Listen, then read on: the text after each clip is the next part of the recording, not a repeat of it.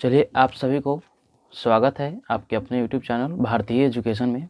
आज के क्लास में हम लोग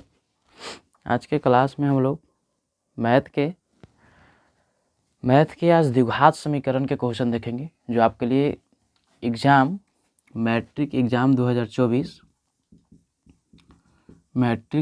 2024 के लिए मोस्ट इम्पोर्टेंट क्वेश्चन है।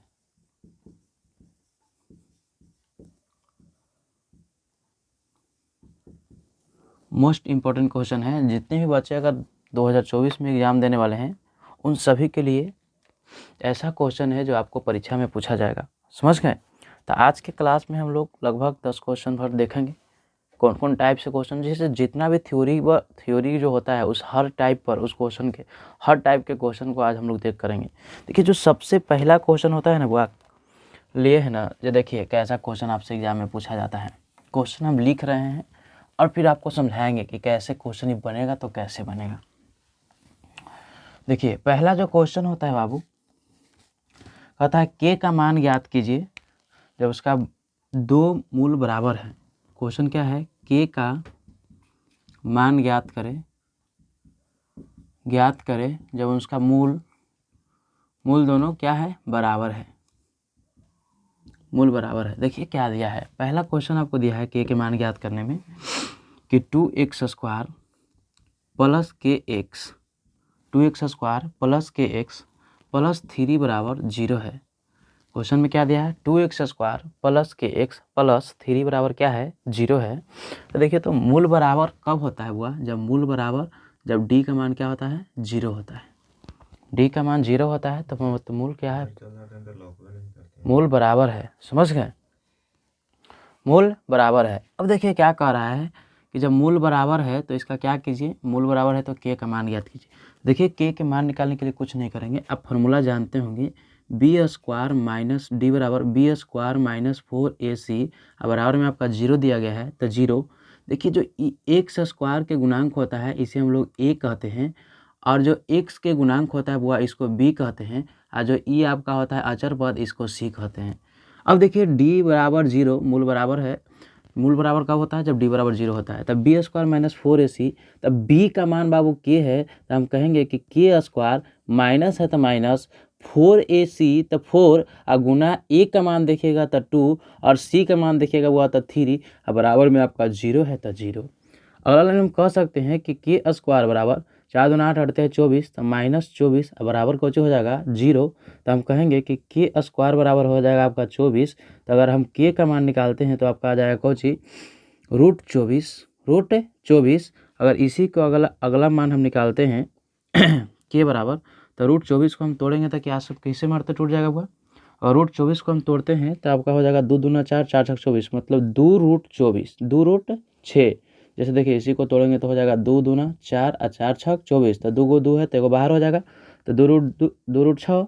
इसी का चिन्ह हो जाएगा प्लस माइनस। तो हम कह सकते हैं कि के का मान जो आएगा बाबू आपका क्या आएगा?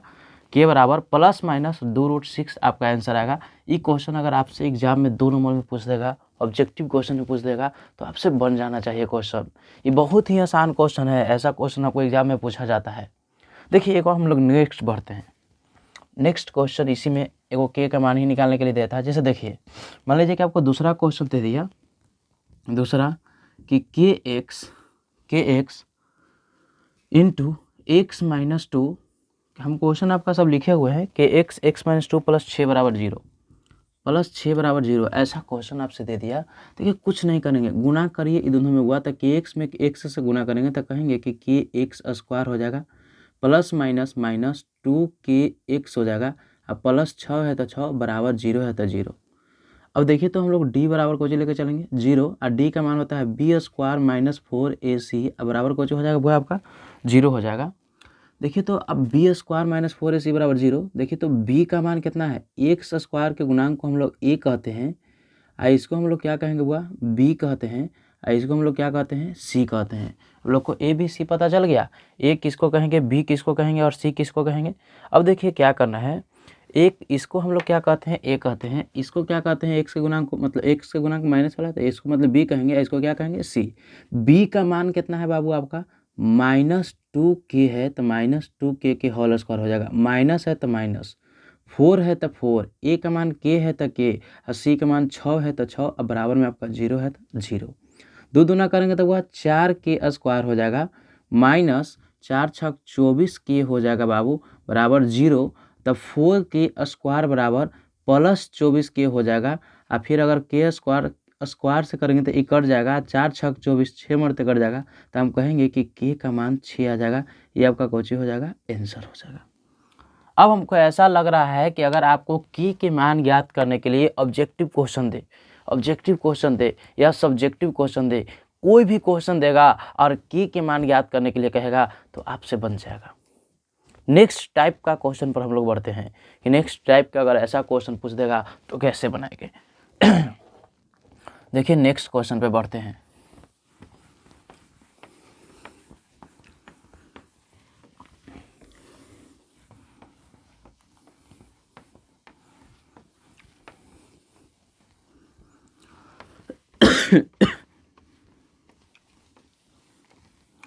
अच्छा, पहले आपको प्रकृति देखिए, सबसे पहले आपको क्या याद रखना है, प्रकृति कि अगर 0 से बड़ा होगा डी का मान तो क्या होगा, अगर डी के बराबर 0 होगा तो उसका प्रकृति क्या होगा, यदि डी से छोटा होगा 0 के मान, डी 0 से छोटा होगा तो इसका प्रकृति क्या होगा, इसका प्रकृति क्या होगा और इसका प्रकृति, इन तीनों की प्रकृति अगर आपसे पूछेगा बाबू तो आप बता दीजिएगा कि अगर 0 से बड़ा होता है डी का मान, 0 से क्या होता है, बड़ा होता है डी का मान, तो इसका प्रकृति क्या होता है बाबू, तो आप जानते होंगे कि इसका प्रकृति होता है वास्तविक और असमान, वास्तविक और असमान होता है। आपसे कोई भी पूछेगा कि इसका प्रकृति क्या होगा तो वास्तविक और असमान होगा। अगर 0 के बराबर डी का मान होगा, विवेचक के मान 0 के बराबर होगा तो इसका प्रकृति क्या होता है, वास्तविक और समान होता है, वास्तविक और समान होता है। इससे ऑब्जेक्टिव क्वेश्चन आपको परीक्षा में पूछा जा सकता है।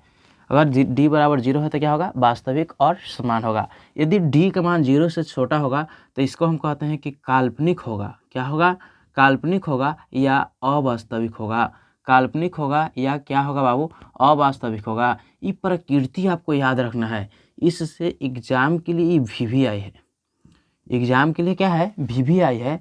ये आपको एग्जाम में क्या कैसा रहेगा, ऑब्जेक्टिव क्वेश्चन में पूछा जाएगा बाबू। ये कौन क्वेश्चन में पूछा जाएगा, ऑब्जेक्टिव क्वेश्चन में पूछा जाएगा। एकदम वीवीआई क्वेश्चन है कि अगर 0 का मान, डी का मान 0 से छोटा, 0 से बड़ा होगा तो वास्तविक और असमान होता है उसका प्रकृति, 0 के बराबर होगा तो वास्तविक और समान होता है, यदि 0 से छोटा होगा तो काल्पनिक और अवास्तविक होता है। ये आपको याद रखना है। कौन सी क्वेश्चन में पूछा जाएगा, ऑब्जेक्टिव में के लिए पूछा जाएगा। ये ऑब्जेक्टिव के लिए एकदम वीवीआई है, ये आपको द्विघात समीकरण में याद रखना है। आगे हम लोग नेक्स्ट क्वेश्चन पर बढ़ते हैं। मान लीजिए कि अगर आपसे ऐसा क्वेश्चन पूछ देता है, देखिए क्वेश्चन कैसा पूछेगा जो हम आपको बता रहे हैं, लिख रहे हैं अगला क्वेश्चन। मान लीजिए कि आपको क्वेश्चन दे दिया, क्वेश्चन कि 2x square minus 6x plus 3 बराबर 0 है, तो द्विघात सूत्र के प्रयोग करके, तो द्विघात सूत्र का प्रयोग कर मूल ज्ञात करें।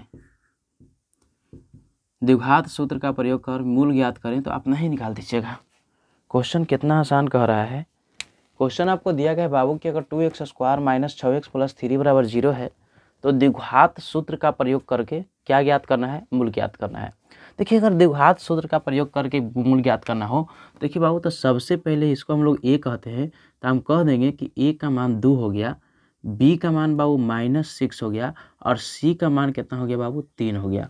तो सबसे पहले हम लोग विवेचक का मान, डी का मान अगर निकालते हैं, बाबू तो डी का मान क्या आएगा, डी का मान अगर हम निकालते हैं तो कुछ हो जाएगा। डी का मान होता है बी स्क्वायर माइनस 4ac, तब बी का मान है -6, तो -6 के स्क्वायर -4 गुने ए का मान कितना है, 2 और सी का मान क्या है, 3। तो अगला देखिए तो -6 के स्क्वायर करेंगे तो 6 का 36, -4 12, 12 दूना 24। अगर हम डी का मान निकालते हैं तो आपका कितना आता है, डी का मान आपका 12 आ जाता है। डी का मान कितना आ गया, डी का मान 12 आ गया। अब कहा आपको कि द्विघात सूत्र का प्रयोग करके, तो द्विघात सूत्र का प्रयोग करने के लिए कुछ नहीं है, आप x बराबर फॉर्मूला जानते होंगे, -b प्लस माइनस √d बटा क्या होता है 2a होता है। अगला लाइन बढ़ेंगे तो x बराबर माइनस, अब b का मान देखिए क्या है हुआ, -6 है, तो यहाँ हो जाएगा -6, अब प्लस माइनस रूट डी, और रूट डी का मान कितना हुआ, तो डी का मान अभी हम निकाले हैं 12 आया है, तो यहाँ हो जाएगा 12, अब बटा में 2a और a का मान है 2, तो हो जाएगा 2। x बराबर माइनस माइनस प्लस 6 हो जाएगा, प्लस माइनस रूट 12 हो जाएगा, अब बटा में आपका 2 दूना क्या हो जाएगा 4। अगला लाइन बढ़ेंगे तो हम 12 को ही लिख सकते हैं कि 2 दूना 4 चढ़ती है 12, तो इसी को हम ऐसे भी लिख सकते हैं कि x बराबर 6 प्लस माइनस 2√3, 2 दूना 4 चढ़ते 12, 2√3 बटा 4। अब इसी को एक बार प्लस में हम लिख सकते हैं, एक बार माइनस में, तो इसी का मूल लिखेंगे कि अल्फा बराबर आपका हो जाएगा 6 प्लस 2√3 बटा 4, अब बीटा बराबर आपका कुछ हो जाएगा 6 माइनस 2√3 अब बटा 4, यह आपका कुछ हो जाएगा आंसर। देखिए कितना आसान क्वेश्चन था कि ये आपका क्वेश्चन दिया गया है कि द्विघात समीकरण है, तो इसको द्विघात सूत्र के प्रयोग करके क्या ज्ञात कीजिए, मूल ज्ञात कीजिए। क्वेश्चन एकदम आसान है कि द्विघात सूत्र का प्रयोग करके क्या ज्ञात करना है, आपको मूल ज्ञात करना है। तो आप लोग ऐसा क्वेश्चन रहेगा तो आप बना दे सकते हैं। चलिए हम लोग नेक्स्ट क्वेश्चन पे बढ़ते हैं। देखिए नेक्स्ट क्वेश्चन कैसा पूछ सकता है आपसे।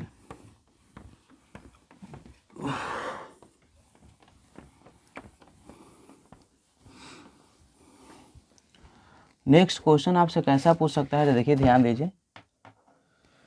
देखिए हम लोग आपको इसमें एगो पूर्ण वर्ग विधि होता है हुआ, क्वेश्चन में कुछ होता है पूर्ण वर्ग विधि। देखिए पूर्ण वर्ग विधि वाला क्वेश्चन जो रहता है हुआ कैसे पूछ देता है। मान लीजिए कि आपके पास क्वेश्चन दे दिया कि 2x square minus 7x plus 3 बराबर 0 है, तो इसे पूर्ण वर्ग विधि द्वारा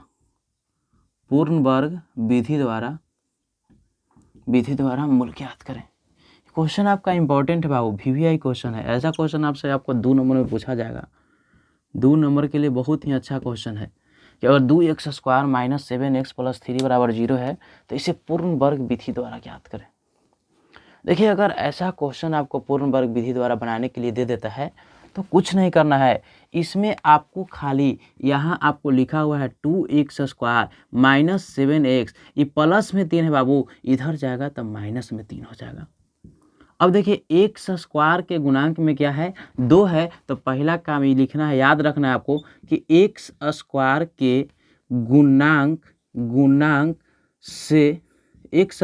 गुणांक से दोनों तरफ भाग देने पर, भाग देने पर याद रखना है। पहला लाइन क्या करना है, अगर अभी जब भी आपको दे दे क्वेश्चन की पूर्ण वर्ग विधि से बनाना है, कैसे बनाना है, पूर्ण वर्ग विधि से बनाना है, तो कुछ नहीं करना है, आपको x स्क्वायर के गुणांक से दोनों तरफ क्या कर देना है, भाग दे देना है। तब भाग देंगे बाबू तो यहाँ हो जाएगा x स्क्वायर माइनस 7x बटा 2 अब बराबर हो जाएगा -3/2। ये लाइन आया, किसी को समझने में दिक्कत है तो बोलिए। x स्क्वायर के गुणांक से 2 से भागा देंगे बाबू, तो 2 से 2 कट जाएगा तो बचेगा x स्क्वायर, माइनस था तो माइनस, इसमें 2 से भागा देंगे तो 7/2, x था तो x, बराबर है तो बराबर, इसमें 2 से भागा देंगे तो -3 क्या हो जाएगा 2। इतना अगर आप कर देते हैं तो फिर अगला लाइन में याद रखना है कि x के गुणांक में किसमें बाबू, तो x के गुणांक में क्या करना है, 1/2 से गुणा करके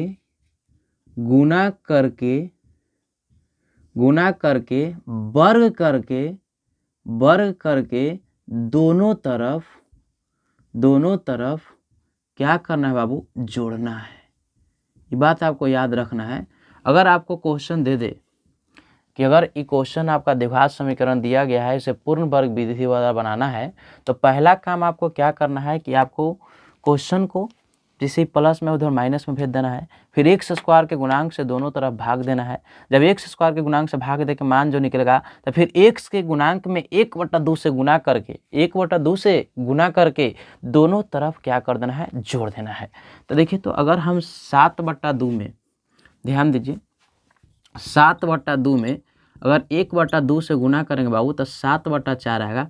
तो इसका वर्ग, हाँ याद रखना है, इसका वर्ग गुना करके, वर्ग करके दोनों तरफ जोड़ना है, वर्ग करके, तब वर्ग करेंगे तो 7 49 और 4 माने 49/16 दोनों तरफ क्या करेंगे, जोड़ देंगे। तो यहाँ हो जाएगा x² माइनस 7/2x प्लस 49/16, 49/16 बराबर -3/2 है तो -3/2 और प्लस 49/16 है तो 49/16। अब देखिए आपको क्या करना है, कुछ नहीं करना है, ये x² है तो x², ई वाला को पहले प्लस वाला की यहाँ लिख देना है। हम इसको 7/4 के ऐसे स्क्वायर नहीं कर सकते हैं कि 7 7 49 और 4 4 16, ये दोनों लिखने में दिक्कत नहीं। माइनस है तो -2 आपको अपन मन से लिखना है, और फिर आगे जो था आगे वाला को x वाला के पीछे आपका 7/4 आया है तो 7/4 को लिख देना है। अब देखो ये काटेंगे 2 से तो आपका कुछ हो जाएगा 7/2 x हो जाएगा। ये आपको देखो 2 से 2 कट जाएगा तो 2 दूना 4 तो 7/2 x न बच जाएगा जी। अब बराबर में आपका दिया हुआ है 49/16 और -3/2 तो 3/2 x²। अब देखिए तो इसी को हम कह सकते हैं a² plus b² minus 2ab, तो इसी को हम कहेंगे x माइनस 7/4 के होल स्क्वायर, कुछ बराबर दिया गया है x माइनस 7/4 के होल स्क्वायर बराबर, ये घटाइएगा तो आप एलसीएम लीजिएगा तो कुछ आएगा 16, तो 49 माइनस 2 8 16 तो 3 8 24। तो अगला लाइन में कहेंगे तो x माइनस 7/4 के होल स्क्वायर बराबर आपका हो जाएगा 25/16। स्क्वायर हटाएंगे तो कुछ हो जाएगा, रूट चढ़ जाएगा, तो x माइनस 7/4 बराबर आपका हो जाएगा √25/16।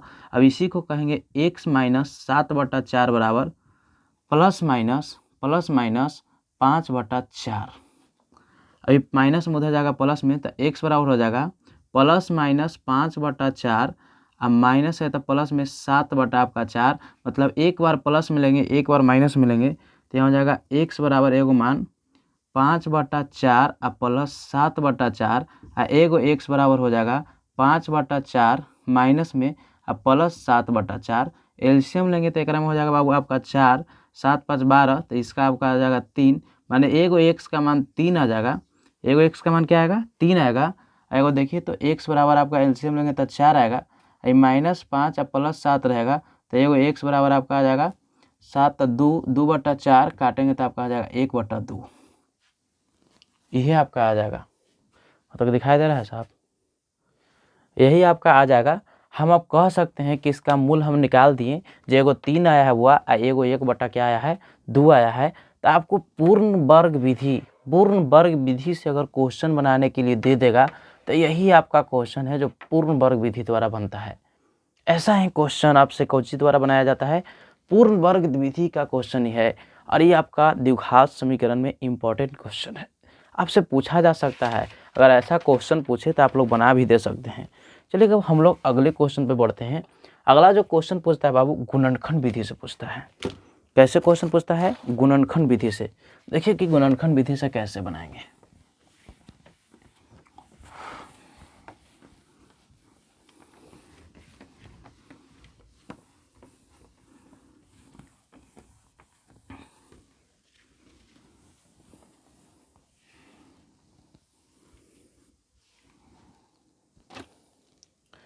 देखिए मान लीजिए कि आपको ये क्वेश्चन दे दिया जा रहा है बाबू, क्वेश्चन दे दिया जा रहा है कि √2x² प्लस 7x प्लस 5√2 बराबर 0 है, तो गुणनखंड विधि से, कौन विधि से? गुणनखंड विधि से क्या कीजिए, गुणनखंड विधि से मूल ज्ञात करें। तो क्वेश्चन क्या दिया है, √2x² प्लस 7x प्लस 5√2 है तो बराबर 0 है, तो कोजी से निकालना है बाबू। गुणनखंड विधि से आपको क्या करना है, गुणनखंड विधि से इसका मान ज्ञात करना है। तो कैसे ज्ञात करेंगे? देखिए तो पहला और इसमें लेके जाएंगे हुआ तो अंतिम और लास्ट वाला के गुना करते हैं। तो देखो तो √2 में अगर 5√2 से गुना किया जाए तो √2 में √2 से गुना होने पर 2 हो जाएगा, तब 5 गुना 2 तो 5 दूना कोची हो जाएगा 10। तो हम कह सकते हैं कि 5 और 2 लिखाएगा, 5 दूना 10 और 5 और 2 7। तो हम इसको लिख सकते हैं कि क्या लिखाएगा बाबू, तो यहाँ √2 है तो √2, एक्स स्क्वायर है तो एक्स स्क्वायर प्लस 5x, चाहे पहले छोटा लिख दीजिए आपका 2x अब प्लस 5x अब प्लस 5√2 है तो 5√2 बराबर 0 है तो 0। देखिए इसी को हम 5 और 2 7 कह सकते हैं।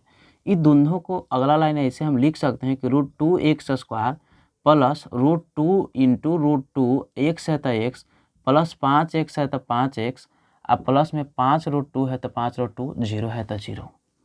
अगला लाइन में देखो तो ये दोनों में से क्या कॉमन हो सकता है, तो √2x कॉमन होगा तो यहाँ बचेगा x और प्लस यहाँ बचेगा √2 और देखिए तो प्लस अगर हम से 5 कॉमन लेते हैं तो ये बचेगा x और प्लस बचेगा √2 बराबर 0 है तो 0। ये दोनों मिल गया तो इसको हम एक बार लिखेंगे तो x प्लस √2 एक बार लिखाएगा और एक बार आपका लिखाएगा √2x प्लस 5 तो आपका बराबर 0 है तो 0। एक बार x प्लस √2 बराबर 0 लेंगे बुआ और एक बार √2x प्लस 5 बराबर 0 लेंगे तो हम कहेंगे कि x बराबर एगो माइनस √2 हो जाएगा और एगो x बराबर निकालेंगे तो √2x बराबर -5 और x बराबर निकालेंगे तो -5 बटा √2 निकल जाएगा। अगर ऐसा क्वेश्चन पूछेगा आपसे कि गुणनखंड विधि से आप उसका मूल ज्ञात कीजिए तो गुणनखंड विधि से आप मूल निकाल दीजिएगा कि नहीं। देखिए कितना आसान क्वेश्चन रहता है गुणनखंड विधि से मूल निकालना, बहुत ही आसान क्वेश्चन आपका है।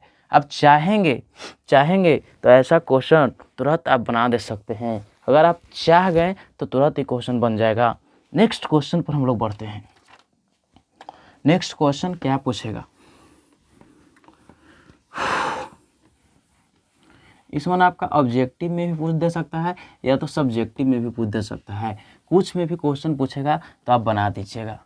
देखिए कभी कभी क्या होता है ना बाबू, आपसे गुणनखंड द्विघात समीकरण पहचानने के लिए दे देगा।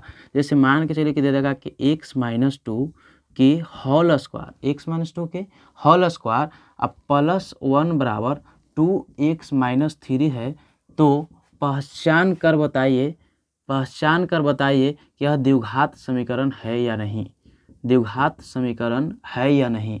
अगर ऐसा क्वेश्चन दे दे कि x-2 के होल स्क्वायर +1 बराबर 2x-3 है तो पहचान कर बताइए कि यह द्विघात समीकरण है कि नहीं। तो कैसे पहचानेंगे, तो पहचानने के लिए एकदम आसान बात है, पहचानने के लिए कुछ नहीं बात है। एकरा देखिए तो हम कह सकते हैं कि x-2 के होल स्क्वायर है तो होल स्क्वायर +1 है तो 1 बराबर आपका 2x-3 है तो 2x-3। देखिए तो इसी को हम कह सकते हैं कि a-b के होल स्क्वायर पर तोड़ दीजिए तो a-b के होल स्क्वायर था a² प्लस b² -2ab +1 है और 2x-3 है तो 2x-3। देखिए तो x² है तो x² प्लस 2 दूना 4 -4x +1 बराबर आपका 2x-3 है तो 2x-3 तो x² देखिए तो -4x और 4 1 5 माइनस में -2x -3 बराबर को जो हो जाएगा 0। देखिए कैसे किए इस समझिए। अब कुछ नहीं किए, हम a-b के होल स्क्वायर पर तोड़ दिए। अब a² प्लस b² -2a अब b अब +1 था तो 1 बराबर था तो बराबर 2x था तो 2x माइनस था तो माइनस 3 था तो 3। नेक्स्ट लाइन में क्या किए हैं, x² था तो x², 2 के स्क्वायर करेंगे 2 दूना 4, 2 में 2 से गुना करेंगे तो 2 दूना 4x प्लस था तो प्लस 1 था तो 1 और 2x-3 है तो 2x-3 हो गया। नेक्स्ट लाइन में देखिए x² था x² माइनस में 4x था माइनस में 4x 4 1 जोड़ेंगे तो 5, इस साइड प्लस में इधर आएगा माइनस में, इस साइड माइनस में इधर आएगा प्लस में।